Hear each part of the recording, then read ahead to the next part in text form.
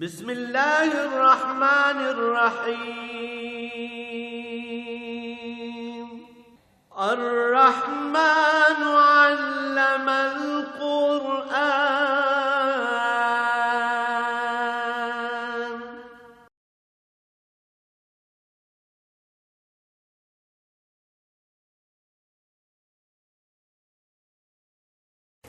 الحمد للہ رب العالمین والصلاة والسلام علی حبیبہ محمد وآلہ وصحبہ اجمعین۔ اعوذ باللہ من الشیطان الرجیم، بسم اللہ الرحمن الرحیم۔ قال انکروا لها عرشها ننظر اتهتدی ام تکون من الذین لا یهتدون فلما جاءت قیل اهکذا عرشک قالت کأنہ هو وأوتینا العلم من قبلها وكنا مسلمین وصدها ما كانت تعبد من دون الله إنها كانت من قوم كافرين قیل لها ادخل الصرح فلما رأته حسبته لجة فكشفت عن ساقيها قال إنه صرح ممدد من قوارير قالت رب إني ظلمت نفسي وأسلمت مع سليمان لله رب العالمين۔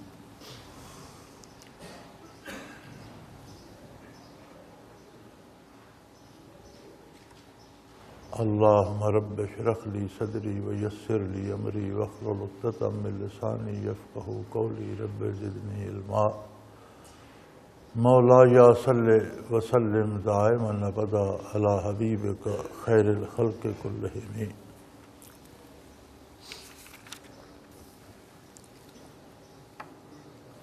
حضرت سلیمان علیہ السلام اور ملکہ سبا کا قصہ چل رہا تھا، اور یہ بات ہو چکی تھی کہ حضرت سلیمان علیہ السلام نے اس کا تخت منگوا لیا۔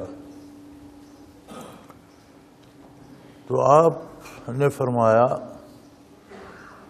کہ اس میں تبدیلیاں کر دو، نکروا لها عرشها، اس میں کچھ تبدیلیاں کر دو، چونکہ اس پر جواہرات جڑے ہوئے تھے اور نقش و نگار بنا ہوا تھا اور سونے چاندی سے مرصع تھا، تو کچھ چیزیں ایک جگہ سے اٹھا کر دوسری جگہ لگا دو، کچھ اس میں تبدیلیاں کر دو۔ تو دیکھتے ہیں ننظر اتهتدی ام تکون من الذین لا یهتدون، تو دیکھتے ہیں کہ وہ خاتون کتنی ذہین ہے، عرش کو، تخت کو پہچان لیتی ہے یا اسے سمجھ نہیں آتی کہ یہ وہی تخت ہے۔ تو قاصد واپس گئے جب، اور انہوں نے عرض کیا کہ انہوں نے تو یہ مال و دولت ٹھکرا دی ہے، اور انہوں نے فرمایا ہے کہ مجھے مال و دولت یا ملک کی ضرورت نہیں ہے، تم اللہ کے نافرمان ہو اور کفر میں مبتلا ہو، تو بنیادی طور پر میری دعوت اسلام کی ہے، کفر کو چھوڑنے کی ہے، اور یہ مشکل ترین کام ہوتا ہے۔ لوگ عقیدے پہ خواہ وہ کتنا ہی غلط ہو، اس پہ زیادہ ڈٹے ہوئے ہوتے ہیں۔ ملکوں کے لیے بھی لوگ جانے دیتے ہیں، اپنا ملک کوئی ویسے نہیں چھوڑتا، لیکن جب بات عقیدے پہ آ جائے تو پھر بہت زیادہ ڈٹ جاتے ہیں۔ لیکن جب انہوں نے حضرت کی تحریر ہی دیکھی، سلیمان علیہ السلام کا خط ہی پڑھا، تو انہیں اندازہ ہو گیا کہ یہ کوئی بہت عظیم انسان ہے، عام آدمی نہیں ہے۔ پھر آزمائش کے لیے تحفے تحائف دے کر سونے چاندی کی اینٹیں، زر و جواہرات، بہت سے غلام، بہت سی کنیزیں، بہت سا اپنی طرف سے مال دے کر بھیجا۔ یہ وہ بھی جانتے تھے کہ اگر کوئی دنیا دار ہوگا تو دنیا کے مال پہ راضی ہو جائے گا، یا کہے گا یہ کم ہے اور دو، اور اللہ کا نبی ہوگا تو عقیدے پہ سمجھوتا نہیں ہوگا۔ تو ملکہ سبا اپنے درباریوں سمیت حضرت سلیمان علیہ السلام کی خدمت میں روانہ ہوئی، وہ راستے میں تھی کہ حضرت نے اس کا تخت منگوا لیا، اور جب وہاں پہنچی فلما جاءت قیل اہٰذا عرشک، تو حضرت نے سوال فرمایا کہ تمہارا تخت بھی اسی جیسا ہے یہ جو ہمارے پاس پڑا ہے؟ قالت کأنہ ہو، تو اس نے عرض کیا کہ حضرت یہ تو لگتا ہے وہی تخت ہے۔ اس نے یہ بھی نہیں کہا کہ یہ میرے تخت کے مشابہ ہے، اس نے کہا نہیں، میں تو یہ سمجھ رہی ہوں کہ یہ وہی تخت ہے۔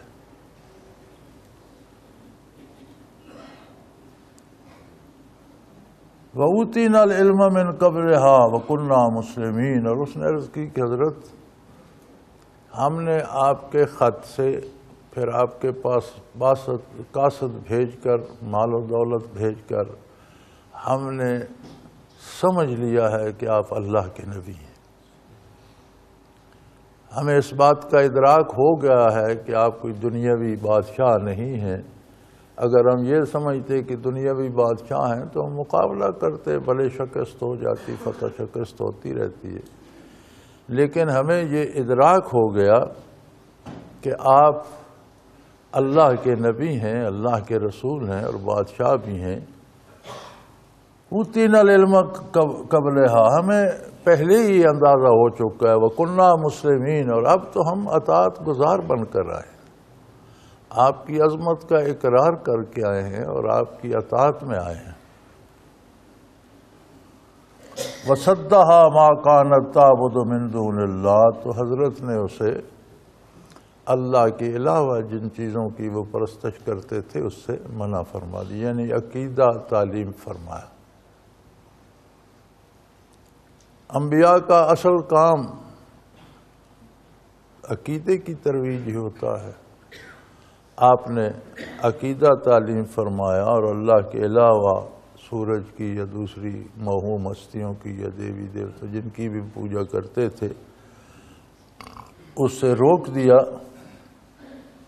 انہا کانت من قوم کافرین، بے شک حضرت سلیمان علیہ السلام سے ملاقات سے پہلے وہ کافروں میں سے تھی، ساری قوم ہی غیر اللہ کی پرستش اور سورج کی پرستش کرنے والے لوگ تھے۔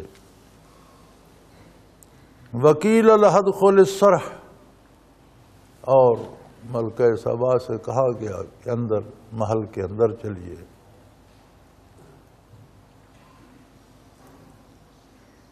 فلما رأتہ حسبتہ لجۃ وکشفت عن ساقیہا، جب محل میں داخل ہونے لگے تو ڈیوڑی سے اندر جب صحن میں قدم رکھا تو وہ اتنا خوبصورت محل بنا ہوا تھا کہ نیچے پانی جاری تھا، اس میں حوض بنے ہوئے تھے، ان میں چھوٹی چھوٹی مچھلیاں جو چھوٹے چشموں پہ حوضوں میں ہوتی ہیں وہ تیر رہی تھیں، اور اوپر اس خوبصورتی سے شیشہ جڑا ہوا تھا کہ سمجھ نہیں آتی تھی۔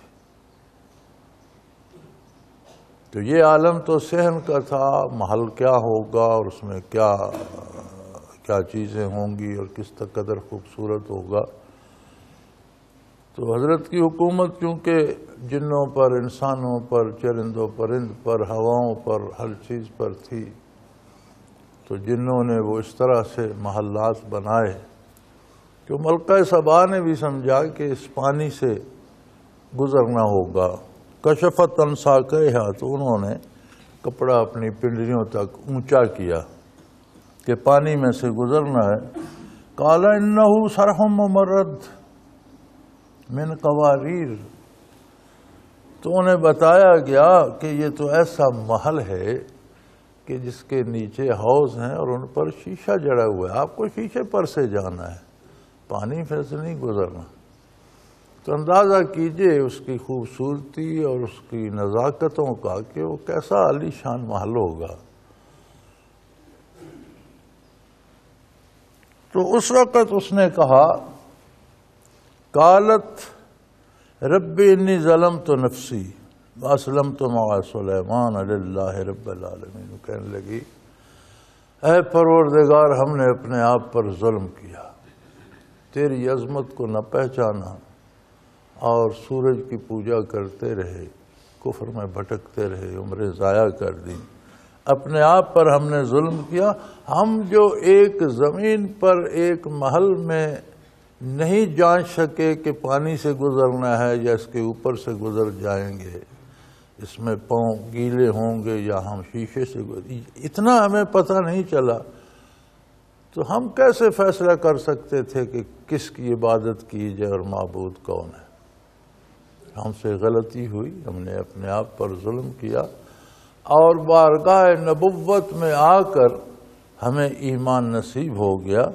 اسلمت مع سلیمان، ہم اسی چیز پر اسلام لائے، ایمان لائے جس پر سلیمان علیہ السلام اسلام لانے کا حکم دیتے۔ اللہ کے لیے جو تمام جہانوں کا پروردگار ہے۔ تو یہاں ایک بات یہ بھی طے ہو گئی کہ اسلام وہ ہے جو عقیدہ اللہ کا، رسول اللہ کا، نبی منوانا چاہتا ہے، اس سے باہر اسلام نہیں ہے۔ اپنے طور پر کوئی مختلف نظریات مان کر خود کو مسلمان کہتا رہے، وہ عند اللہ مقبول نہیں ہوگا جب تک ویسا ہی نہ ایمان لائے جیسا اللہ کا نبی مطالبہ کرتا۔ ایمانیات کی بنیاد ذات باری، صفات باری، انبیاء، کتابیں، فرشتے، آخرت، عذاب و ثواب، اور یہ ضروریات دین ہیں۔ لیکن اللہ کو، فرشتوں کو، آخرت کو ویسا مانا جائے جیسا اللہ کے نبی نے ماننے کا حکم دیا ہے تو اسلام۔ اپنے طور پر اپنی رائے کے مطابق کوئی اللہ کو بھی مانتا رہے، اپنی مرضی سے کوئی فرشتوں کو بھی مانتا، تو مکے کے مشرک بھی مانتے تھے کہ اللہ بھی ہے اور فرشتے اس کی بیٹیاں ہیں، اللہ کے لیے اولاد مانتے تھے، فرشتوں کو اللہ کی بیٹیاں کہتے تھے۔ یہ ماننا تو نہ ماننا ہوا۔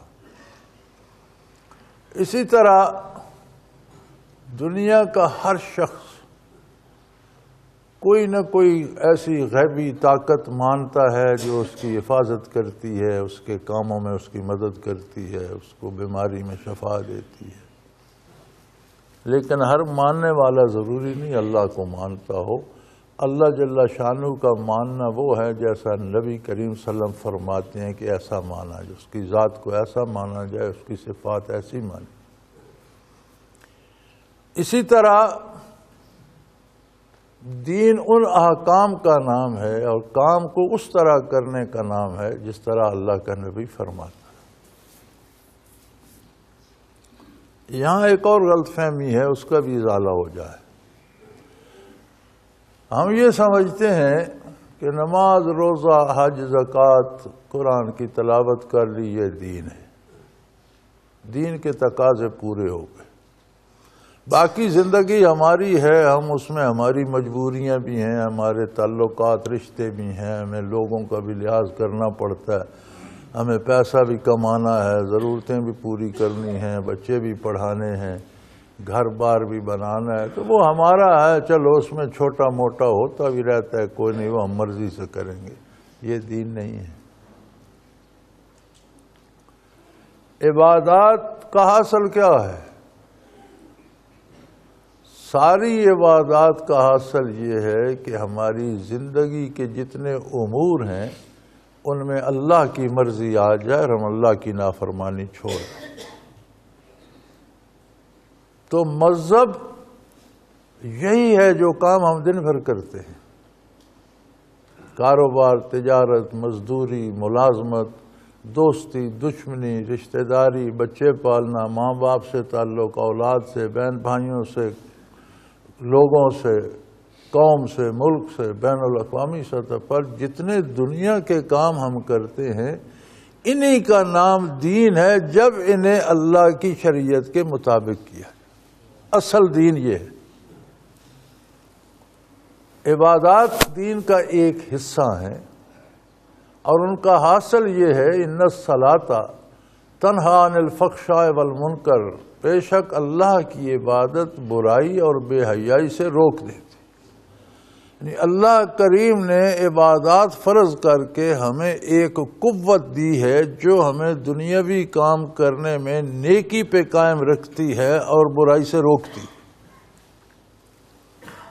تو اگر کوئی دنیاوی امور میں جائز و ناجائز کی پرواہ نہیں کرتا تو اسے یہ سوچنا ہوگا کہ اس کی عبادت ہو بھی رہی ہے کہ نہیں۔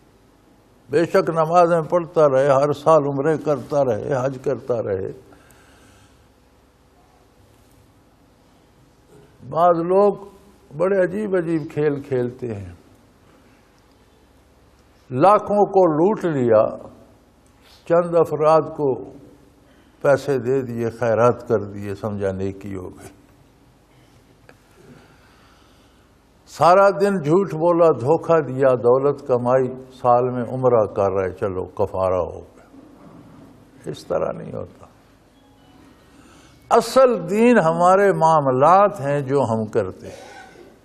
کماتے کس طرح ہیں، حلال کماتے ہیں یا حرام، خرچ کہاں کرتے ہیں، جائز کرتے ہیں یا ناجائز، تعلقات کیسے ہیں، والدین کے حق ادا کرتے ہیں یا نہیں، اولاد کا حق ادا کرتے ہیں یا نہیں، کاروبار میں لین دین میں ایک دوسرے کے حقوق کا خیال رکھتے ہیں یا نہیں، قومی سطح پر، ملکی سطح پر، بین الاقوامی سطح پر ہمیں انسانیت کی بہتری کی فکر ہے یا نہیں۔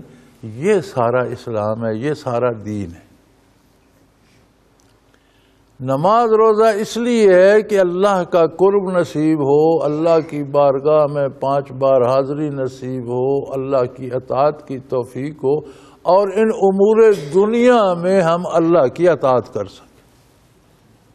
تو اصل دین یہ زندگی اور اس کے امور ہیں، یہاں پتہ چلتا ہے کہ بندے میں دین ہے یا نہیں۔ تو اس نے عرض کی بار الہ، ہم نے تو اپنے آپ پر ظلم کیے رکھا۔ یعنی جب بندہ دین سے ہٹتا ہے تو اس کا سارا کردار غلط ہو جاتا ہے، خواہش پرستی، نفس پرستی آ جاتی ہے، دوسروں کے حقوق پامال کرتا ہے۔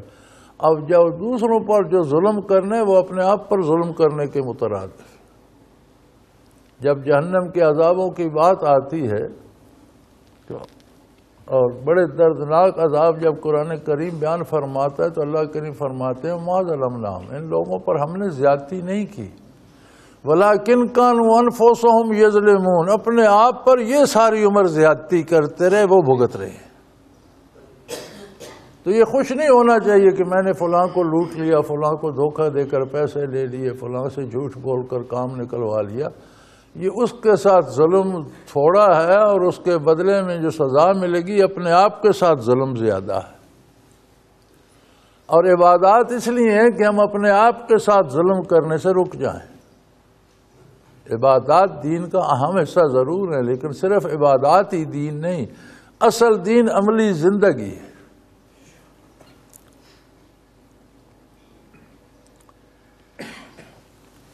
ملکہ سبا کے مسلمان ہو جانے اور اس کے پوری قوم کے مسلمان ہو جانے کی خبر تو قرآن نے دے دی، اس نے سب کی طرف سے اقرار کیا،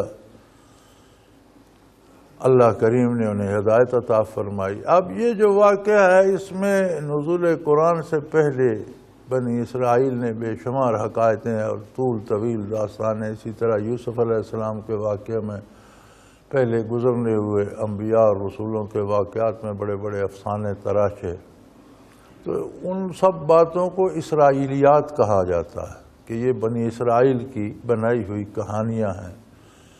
تو ان اسرائیلیات میں تو یہ ملتا ہے کہ حضرت سلیمان علیہ السلام سے انہیں اس سے نکاح کر لیا اور اسے حکومت پر بحال رکھا۔ اگر کر لیا تو بہت اچھی بات ہے، کوئی حرج نہیں ہے، انہیں ایک اعلیٰ منصب عطا کر دیا، سلیمان علیہ السلام نے ازواج نبی میں داخل فرما لیا تو بہت اچھی بات ہے، لیکن اس کی کوئی سند نہیں ہے کہ انہوں نے نکاح کیا تھا یا نہیں۔ اسرائیلیات میں ملتا ہے، کوئی صحیح روایت حدیث شریف میں یا نبی کریم صلی اللہ علیہ وسلم نے اس کی وضاحت نہیں فرمائی۔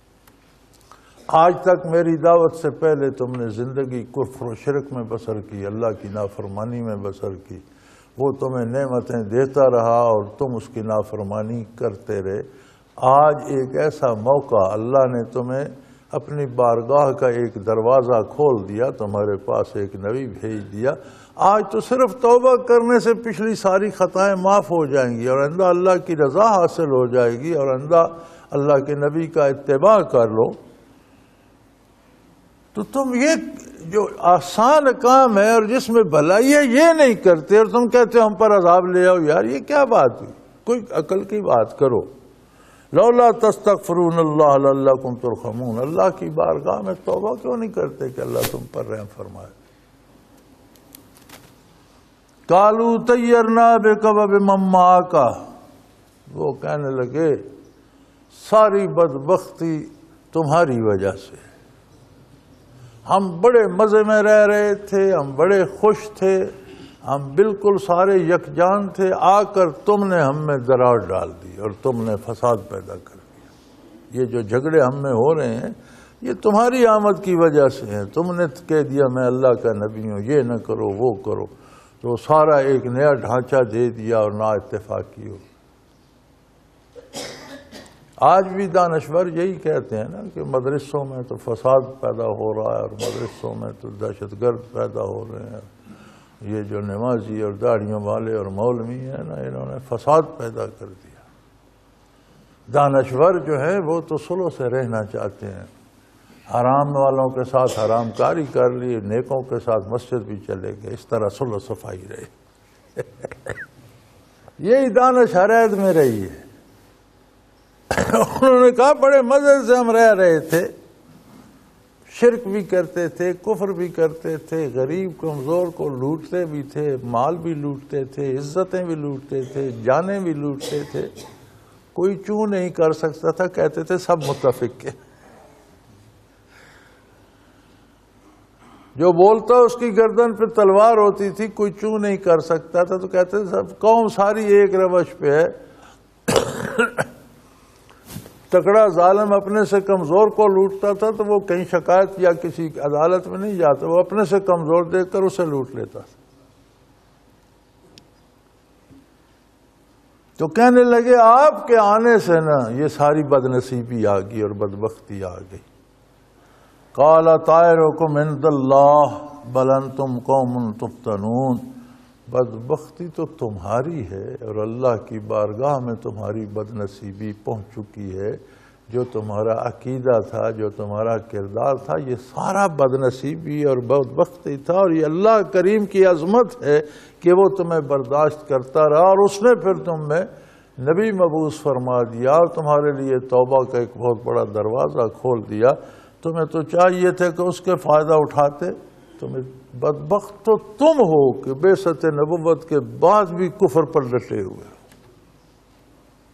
کانا فی المدینۃ تسعۃ رہط، تو 9 بندے سرکردہ تھے اس شہر میں، حضرت صالح علیہ السلام کا جو شہر تھا اس میں 9 قبیلے ہوں گے، 9 بندے ان کے سرداروں، بندے تکڑے بندے 9 تھے۔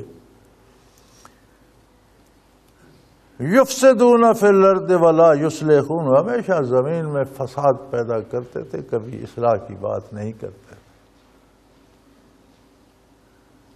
قالوا تقاسموا باللہ لنبیتنہ واہلہ ثم لنقولن لولیہ ما شہدنا مہلک اہلہ وانا لصادقون۔ ان 9 بندوں نے مشورہ کیا کہ ایسا کرتے ہیں، رات کو شب خون مارتے ہیں، حضرت صالح علیہ السلام اور ان کے سارے خاندان کو تہ تہ کر رہے تھے، اور راتوں رات غائب ہو جائیں گے، 1-2 دن پہلے غائب ہو جاؤ اور آ کر رات کو یہ سارا ان کا صفایا کر کے پھر غائب ہو جاؤ، پھر آ جائیں گے اور ان کے قبیلے سے کہیں گے کہ ہم تو یہاں موجود ہی نہیں تھے، ہمارے تو پیٹھ پیچھے یہ سب کچھ ہو گیا، ہمیں کیا خبر کس نے کیا۔ تقاسموا باللہ، اس پر اللہ کی قسمیں کھاؤ، یہ بات قابل غور ہے۔ کافر بھی کہہ رہے ہیں، صالح علیہ السلام کے منکر بھی کہہ رہے ہیں کہ اللہ کی اس لیے اس کا مطلب ہے کہ اللہ کو تو وہ بھی مانتے تھے، مانتے اپنی پسند سے تھے، لہذا اسے اسلام نہیں کہا گیا۔ اگر کوئی اپنی پسند سے اللہ کو مانتا ہے تو یہ انسان کی مجبوری ہے، اسے ماننا پڑتا ہے۔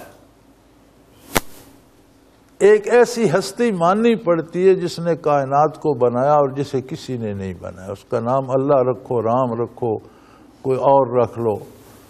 تو اب وہ جو انکار کر رہے ہیں، نبی کے قتل کا منصوبہ بنا رہے ہیں اور کہہ رہے ہیں اللہ کی قسمیں کھاؤ اس پر۔ یہ جو ہم خوش پھرتے ہوتے ہیں نا، میں اللہ کو مانتا ہوں، اللہ کے ماننے کا پتہ ہمارے کردار سے لگتا ہے۔ اگر کردار میں اپنی مرضی کرتے ہیں تو پھر اللہ کو کس وقت مانتے ہیں؟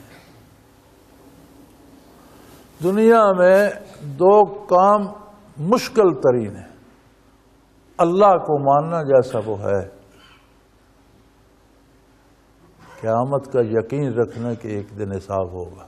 یہ دو مشکل کام، ان کے لیے عمریں لگتی ہیں، محنتیں لگتی ہیں، اور تب جا کر کوئی ذرا یقین کا نصیب ہوتا ہے۔ ورنہ دن بھر ہم جو کام کرتے ہیں، کیا ہمیں یہ احساس ہے کہ اس کا جواب ہونا دینا ہے؟ بندوں سے بچا کے کرتے ہیں، چھپ کر لیتے ہیں، تو اس کا مطلب ہے کہ یہ یقین نہیں ہے کہ اللہ دیکھ رہا ہے۔ ایسے کام ہیں جو بندوں کے سامنے نہیں ہو سکتے تو بندوں سے چھپ کے کر لیتے ہیں۔ اگر یقین ہو کہ اللہ دیکھ رہا ہے تو پھر چھپ تو نہیں سکتے۔ یقین ہو کہ اللہ کریم دیکھ رہا ہے اور میں جب دنیا سے جاؤں گا تو اس کے حضور جانا ہے اور پھر اس نے پوچھنا بھی ہے کہ کیا کیا، تو کوئی بندہ برائی کر سکتا ہے؟ تو یہ دو مشکل کام ہیں۔ اپنی مرضی سے تو لوگ مانے رکھتے ہیں۔ اب انہوں نے بھی دیکھو اللہ کے نبی کو قتل کرنے کا منصوبہ بنا، کہہ رہے اللہ کی قسمیں کھاؤ اس پر۔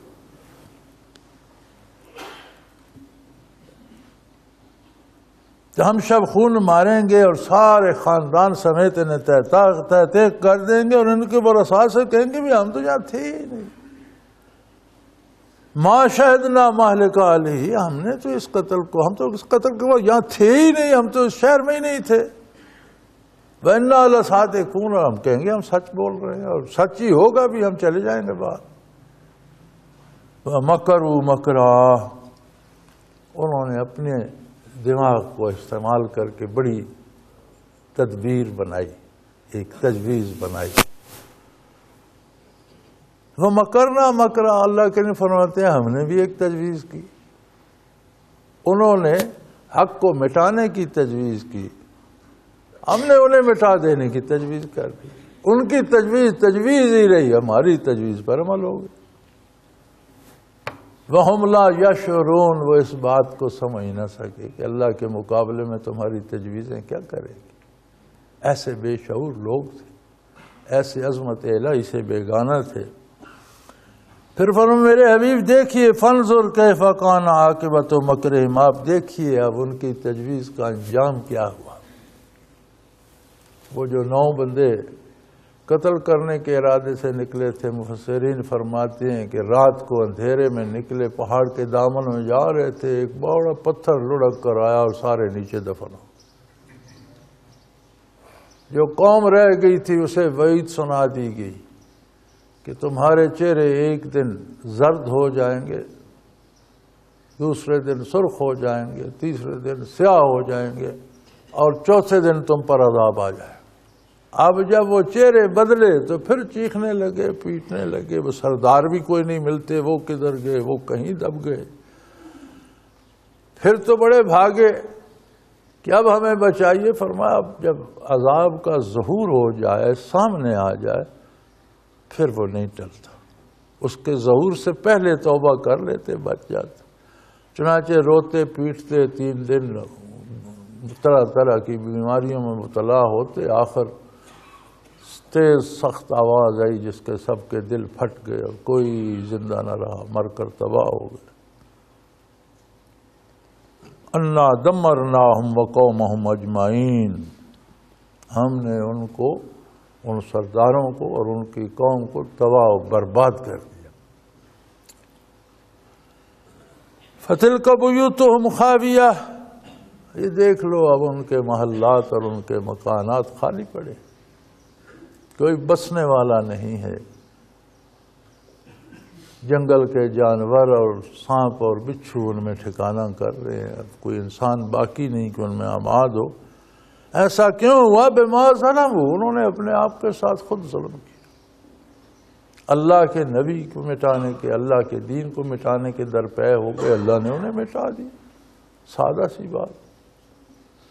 ان فی ذلک لآیات لقوم یعلمون، اگر کسی کو کوئی شعور ہو، کچھ جانتا ہو، اس کے مطالعہ میں کوئی چیزیں ہوں، اس نے کبھی کردار اور ان کے نتائج کا مطالعہ کیا ہو، تو اس کے لیے تو اس میں بہت بڑا درس عبرت۔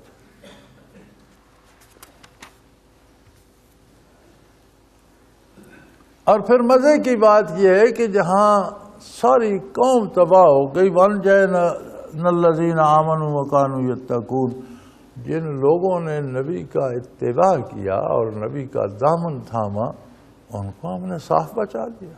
وہی فضا تھی، وہی ہوا تھی، لیکن وہ بیماریاں جو ان کو لگیں ان کو تو نہیں لگیں، پھر وہ عذاب جو ان پر آیا ان پر تو نہیں آیا، تو ہم نے بچا لیا ایمان والوں کو۔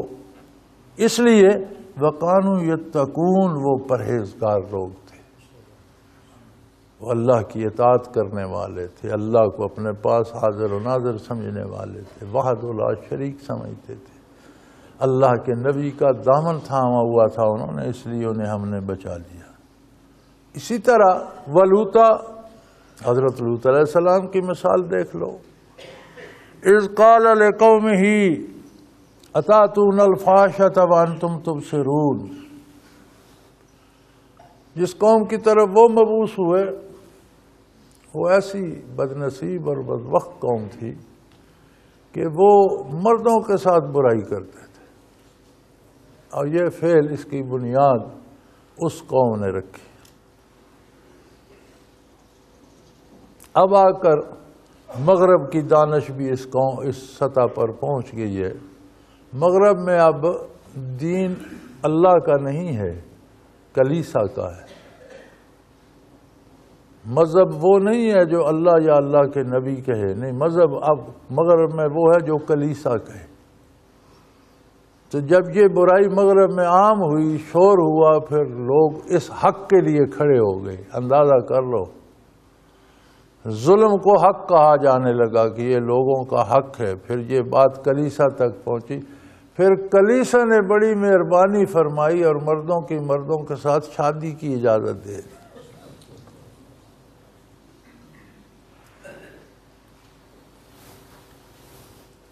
یہ وہ مغرب کا معاشرہ ہے جہاں جانے کے لیے ہم ہمہ وقت گھر بھی، زمینیں بھی بیچنے کو تیار بیٹھے کہ ساری جائیداد لے لینا، مجھے وہاں کا ویزا لے دے۔ اس معاشرے پر کتنی لعنتیں نازل ہوتی ہوں گی، کتنے مختلف پہلو ہوں گے غضب الہی کے۔ اس جرم کی سزا میں اللہ نے ان پر مختلف امراض بھیج دیے۔ یہ جو ایڈز کا مرض ہے، مغرب کی اپنی تحقیق ہے کہ یہ لواطت سے ہوتا ہے، اور یہ ایسا موذی مرض ہے کہ جس کو ہو جائے، اس کی سلوار یا پتلون اگر کوئی دوسرا بندہ پہنے تو اسے بھی ہو جاتا ہے۔ پھر ہم یہاں جو لنڈے سے لے کر اور استری کر کر کے اور انگریز بننے کے لیے پہنتے ہیں، ہمیں بھی چمٹ جاتا ہے۔ یعنی ایسے عذاب ہیں ان پر کہ جو ان کے لباس میں بھی آگے منتقل ہو رہے ہیں، اور جو ان جیسا بننا چاہتا ہے اسے بھی ویسا مل جاتا ہے۔ لیکن ہم ہیں کہ ہماری جان نکلی جا رہی ہے مغرب کے لیے، اور مغرب جیسا بننے کے لیے، اور اس حلیے کے لیے، اور اس کردار کے لیے، اور اسی طرح کھانے پینے کے لیے۔ وہ جانوروں کی طرح اب ان کا کھانا فاسٹ فوڈ ہو گیا ہے، جہاں گزرتے ہوئے کوئی چیز پکڑی، کھاتے کھاتے چلے گئے۔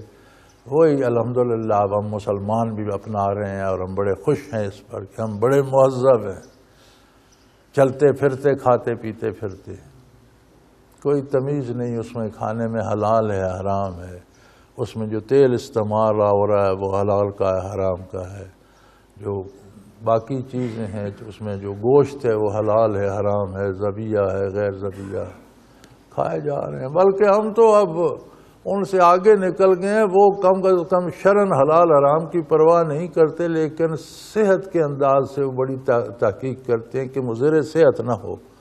ہمارے ہاں نہ حرام حلال کی پرواہ ہے نہ صحت کی پرواہ ہے، جیسا بھی ہے کھائے جاؤ۔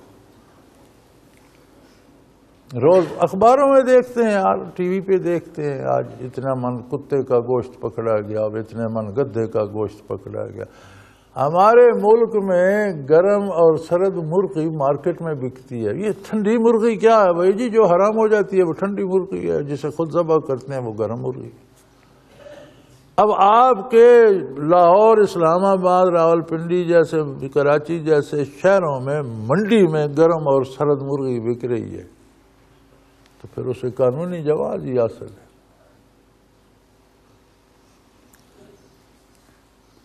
تو لوط علیہ السلام کو مبعوث فرمایا اور انہوں نے قوم سے کہا کہ تم یہ دنیا سے ہٹ کر الگ برائی تم نے شروع کر دی ہے، افلا تبصرون، تمہیں کوئی اندازہ نہیں ہے، تم اندھے ہو گئے ہو۔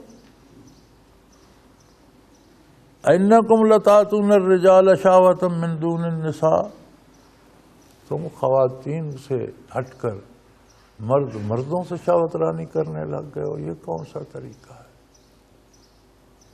انکم بل انتم قوم تجہلون، یہ جو فعل تم کر رہے ہو تو جہالت کی انتہا ہے، بے وقوفی کی کوئی حد ہوتی ہے، یہ تو انتہا ہے بے وقوفی کی، نادانی کی، جہالت کی۔ فما کان جواب قومہ الا ان قالوا اخرجوا آل لوط من قریتکم انہم اناس یتطہرون۔ جواب کیا دیا قوم نے؟ اللہ کے نبی نے کہا کہ یہ فعل تمہارا تو جہالت ہے، غیر انسانی فعل ہے، ظلم ہے، یہ کیا کر رہے ہو؟ تو جواب کیا تھا؟ ان کا جواب صرف یہ تھا کہ لوط اور اس کے خاندان کو شہر سے نکال دو۔ اخرجوا آل لوط من قریتکم، اپنے شہروں سے ان کو نکال دو، انہم اناس یتطہرون، یہ بڑے نیک پاک لوگ ہیں، انہیں الگ کر دو، ہمیں رہنے دو۔ یہ جواب آج بھی لوگ دیتے ہیں، کسی کو آپ کہیں بھائی برائی نہ کرو، اللہ کی عبادت کرو، نماز روزہ کرو، حلال کماؤ، ٹھہرو ٹھہرو، تم نیک پاک ہو تو تم کہیں اور چلے جاؤ، ہمیں ہمارے حال پہ رہنے دو۔ یہ شیطان کا ایک عجیب طریقہ ہے، کبھی آپ غور فرمائیں تو اس طرح کے لوگ جو جواب دیتے ہیں نا، وہ کبھی وہ الفاظ ہوتے ہیں جو مشرکین مکہ کے منہ سے نکلے تھے، کبھی وہ الفاظ ہوتے ہیں جو پہلی قوموں نے اپنے انبیاء کو دیے تھے۔ شیطان یہ چاہتا ہے کہ بندے سے وہ گناہ ہو جو بہت بڑا ہو، وہ جواب دے جو ابو جہل نے دیا تھا، بین ہی وہی الفاظ پھر بندے کے منہ سے نکلتے۔ تو انہوں نے بھی کہا ما کان جواب قومی، اور تو کوئی جواب ان کے پاس نہیں تھا، کوئی عقلی نقلی کوئی دلیل نہیں تھی اس کے جواز پر، کہ کہیں عقل میں یہ بات آتی ہو کہ ایسا کیا جائے، یا کسی کی پرانی کتابوں میں یا نقل میں یا تاریخ میں ملتی ہو، تو کوئی جواب تو تھا نہیں۔ تو کہنے لگے ما کان جواب قومہ، ان قوم کے پاس کوئی جواب نہیں تھا الا سوائے اس کے کہ وہ کہنے لگے اخرجوا آل لوط من قریتکم، اپنے شہر سے لوط علیہ السلام اور ان کے سارے ماننے والوں کو نکال دو، جو لوگ ان کے ہم عقیدہ ہم خیال اور ان کا اتباع کرتے ہیں ان کو بھی، اور لوط علیہ السلام کو اپنے شہروں سے نکال دو، انہم اناس یتطہرون، یہ بڑے پاک باز بنتے ہیں اور ہمیں کہتے ہیں ہم غلط کر رہے ہیں، اور یہ بڑے پارسا بنتے ہیں۔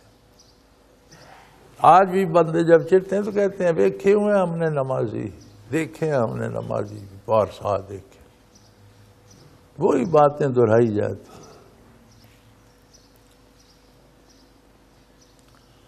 جب وہ باز نہ آئے، ان کے پاس کوئی دلیل بھی نہیں تھی، کوئی جواب بھی نہیں تھا، اور غضب الہی کو للکارا، فانجیناہ واہلہ امرأتہ، ہم نے لوط علیہ السلام کو اور ان کے تمام پیروکاروں کو بچا لیا سوائے ان کی اہلیہ کی۔ یہ بڑا نازک مقام ہے، بڑی عجیب بات ہے۔ اللہ کے نبی تھے، ان کی اہلیہ محترمہ تھی، عمر ان کے ساتھ بسر کی، ان کے گھر پہ رہی، خدمت ان کی اور تباہ کفار کے ساتھ ہوگی۔ زینن نبی کے ساتھ تھی، قلبی طور پر محبت ادھر تھی،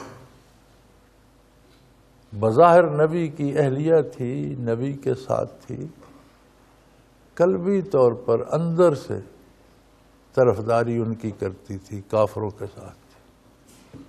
ہم میں بھی بہت سے ہیں کہ ذہناً ہم مسلمان ہیں لیکن دل مغرب میں اٹکے ہوئے۔ جہاں محبت ہے وہاں جیسا ہم نظر آنا چاہتے ہیں، وہاں جیسے حلیے بناتے ہیں، وہاں کی طرح کھانے بناتے ہیں، کھانے پینے کے انداز وہ کرتے ہیں، وہ سارا جہاں دلی محبت ہے نا ویسا ہم ہونا چاہتے ہیں۔ تو اللہ کریم سے معافی مانگنی چاہیے اور ڈرنا چاہیے کہیں یہ حلیہ لے نہ ڈوبے۔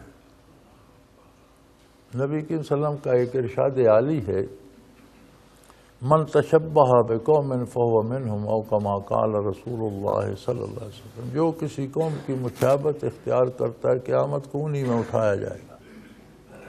کہیں یہ نہ ہو ہماری نیکٹائی بھی پکڑ کر ہمیں ادھر کھڑا کر دیں، پھر کیا ہوگا؟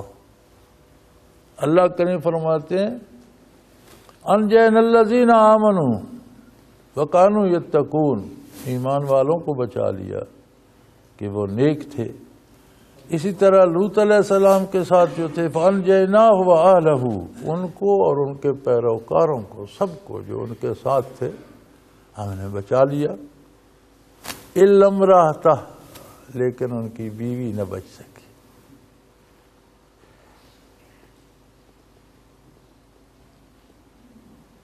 قَدَّرْنَاهَا مِنَ الْغَابِرِينَ، اس لیے نہ بچ سکی کہ جہاں اس کی دلی رغبت تھی ہم نے اس کو ان لوگوں میں شمار کر لیا۔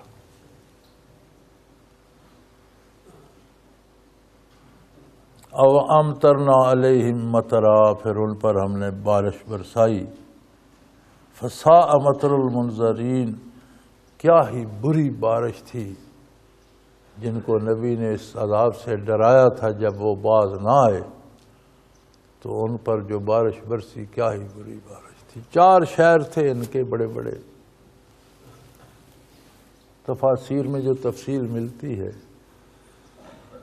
تو ان کے بڑے بڑے 4 شہر تھے۔ جبرائیل امین نے 7ویں زمین تک انہیں اکھیڑ لیا اور آسمان کے اتنے قریب لے گئے کہ جہاں سے مرغ کی اذان یا بولنے چالنے کی آواز سنائی دیتی ہے، یعنی آسمان کے بہت قریب لے جا کر اسے الٹ دیا، اوپر کا حصہ نیچے اور نیچے کا اوپر کر کے اسی گڑھے میں پھینک دیا۔ پھر اس پر بارش برسی اور پتھروں کی بارش برسی،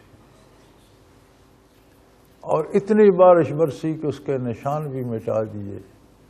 اب تک وہ گڑھا باقی ہے اور اب وہ ایک بحیرہ ہے، بہت بڑی جھیل کو بحیرہ کہتے ہیں، سمندر کی طرح جو بہت وسیع جھیل، اس کو آج بھی بحیرہ مردار کہتے ہیں۔ اس میں زندگی کا کوئی نشان نہیں، سیاہ پانی ہے اور اس میں کوئی آبی جانور بھی، مینڈک مچھلی بھی، کوئی شے زندہ نہیں رہتی۔ اس میں کئی چھوٹے چھوٹے دریا بھی آ کے گرتے ہیں جو اسے بھرتے رہتے ہیں۔ دریاؤں میں زندہ مچھلیاں آتی ہیں، اس میں گرتی ہیں تو مر جاتی ہیں، اس لیے اسے بحیرہ مردار کہتے ہیں، مردوں کا سمندر۔ بہت بڑی جھیل ہے جس جگہ سے ان پر تباہی کی گئی تھی۔ اللہ کریم فرماتے ہیں ہم نے یہ کام ہی الٹا کرتے تھے، لہذا ہم نے 7 زمینوں کو الٹ دیا۔ سزا از جن سے اعمال ہوتی،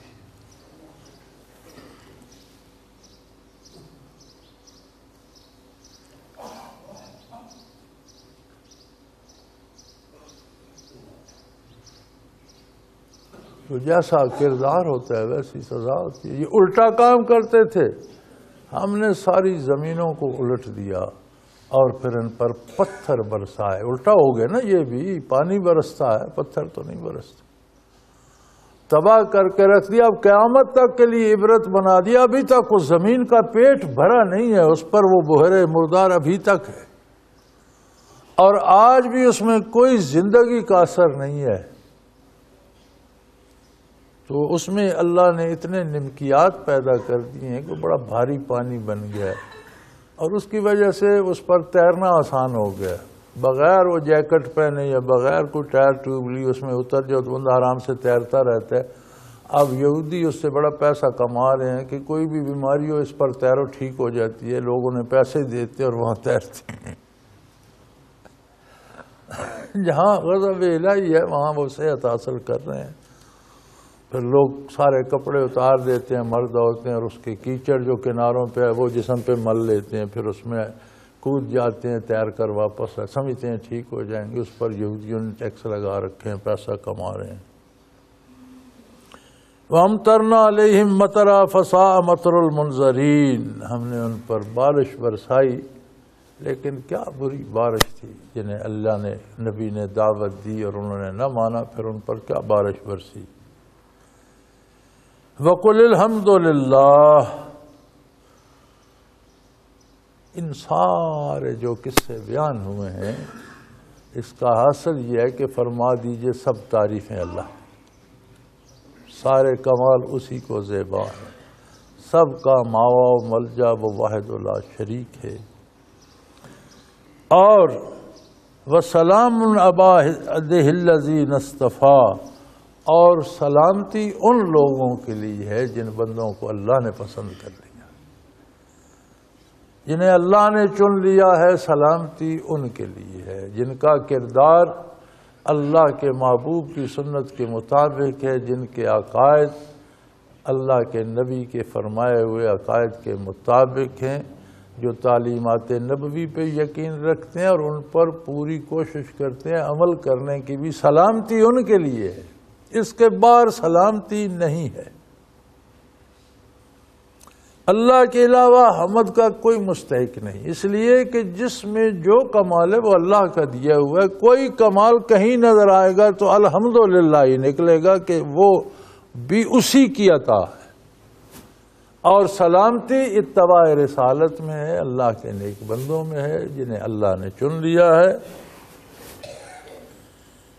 اللہ خیر مما یشرکون، کوئی جتنا بھی شرک کرتا رہے، جتنی بھی غیر اللہ کی پوجا کرتا رہے، کوئی ایسا جو معبود باطل ہے وہ کبھی اللہ کا ہمسر نہیں ہو سکتا، اس کا ہمسر کوئی ہے ہی نہیں۔ جنہیں لوگ فرض کر لیتے ہیں اپنا مشکل کشا، حاجت روا، اپنی ضرورتیں پوری کرنے والا، جن پر لوگ تکیہ کر لیتے ہیں، وہ خود سب محتاج، سارے مخلوق اپنی بقا، اپنے وجود، اپنی سلامتی کے بھی محتاج ہیں، چاہے جائے کہ کسی کی کو مدد کریں گے تو اللہ ہی سب سے بہتر ہے، اس کا کوئی شریک نہیں۔ اور جو شرک کرتے ہیں بہت ظلم کرتے ہیں۔ وآخر دعوانا ان الحمدللہ رب العالمین۔ اللہ اللہ اللہ اللہ اللہ اللہ اللہ اللہ۔ حضرت امیر محمد اکرم آوان مد ذلہ العالی دارالعرفان منارہ ضلع چکوال میں سالہ سال سے قرآن و حدیث کے اوپر خطابات کر رہے ہیں اور سلسلہ نقشبندیہ اویسیہ کے مطابق لوگوں کو ذکر الہی کی تربیت دے رہے ہیں۔ وہ قرآن پاک کی تفسیر ترتیب وار بیان کر رہے ہیں۔ تفسیر قرآن کو وہ موجودہ ملکی اور بین الاقوامی حالات کے مطابق بیان کرتے ہیں۔ موٹر وے سے کلر کہار کے انٹرچینج سے نکلتے ہوئے، کلر کہار کی جھیل سے ہوتے ہوئے، میانی، بوچھال اور نورپور سے گزرتے ہوئے دارالعرفان منارہ پہنچ سکتے ہیں۔ حضرت امیر محمد اکرم آوان نے بچیوں اور بچوں کی دینی اور دنیاوی تعلیم کے لیے سقارہ اکیڈمی کے نام سے ایک درسگاہ بھی قائم کی ہے، جس کا افتتاح ملک پاکستان کے صدر جنرل محمد ضیاء الحق نے اپنے دست مبارک سے کیا تھا۔ وہ تمام احباب جو اسلام کی طلب رکھتے ہیں ان سے گزارش ہے کہ دارالعرفان منارہ ضلع چکوال میں امیر محمد اکرم آبان صاحب کے خطابات سے مستفید ہوں۔ وہ ہر جمعے کو نماز سے پہلے بیان فرماتے ہیں۔ ہر ماہ کی پہلی اتوار کو ماہانہ اجتماع ہوتا ہے جس میں آپ خصوصی خطاب فرماتے ہیں اور پاکستان کے چاروں صوبوں سے احباب اس اجتماع میں شرکت کرتے ہیں۔ اس کے علاوہ یہاں سال میں 2 مرکزی اجتماعات بھی ہوتے ہیں، ایک رمضان المبارک میں اعتکاف کا اجتماع اور دوسرا جولائی اور اگست میں 40 دن کا اجتماع ہوتا ہے جس میں روحانی تربیت کی جاتی ہے۔ اپنا خون سیماب دے کر اتنا ہم کر جائیں گے، نام آقا کا چمن میں پھر رقم کر جائیں گے۔